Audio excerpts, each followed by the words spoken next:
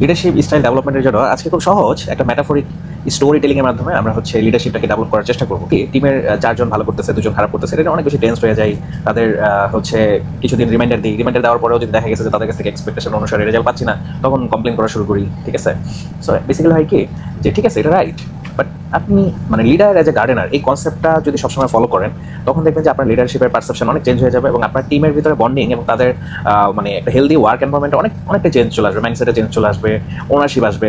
So কীভাবে আসলে দেখেন, একজন গার্ডেনার কি করে, সে যখন একটা বীজটাকে রোপণ করে তখন কিন্তু সে বীজটাকে রোদে শোকায়, তারপরে সেটাকে ভিজিয়ে রাখে, তারপরে সে রোপণ করে। একটা চারা কিনতে গেলেও সেটা চেকলিস্ট অনুসারে খুব যত্ন সহকারে চারাটা এনে আবার যত্ন সহকারে রোপণ করে।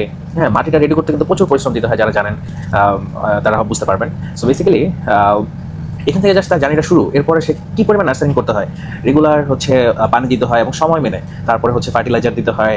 হ্যাঁ, আমরাও অতটা যত্ন নিয়ে আমাদেরকে পুষ্টিগুণগুলো কোন পুষ্টি আমাদেরকে কেন দরকার, হ্যাঁ এভাবে হিসাব করে না, একটা গার্ডেনার যেভাবে হিসাব করে।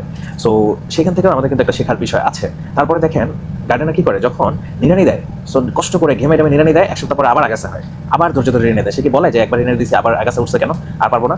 সো এই যে লিডারের এইখান থেকে ধৈর্য এবং এই যে রেগুলার যে পানি দেয়, সেখানে তাকে রেগুলার টিমকে ফিডব্যাক দিতে হবে। হ্যাঁ, টিমকে গাইডেন্স দিতে হবে। হ্যাঁ, টিমের যে ফার্টিলাইজার দেয়, সো আপনার টিমের জন্য বিভিন্ন রকম নলেজ আপনি সাপ্লাই করেন, ট্রেনিং করান, তাহলেই তো ভালো রেজাল্ট আসবে।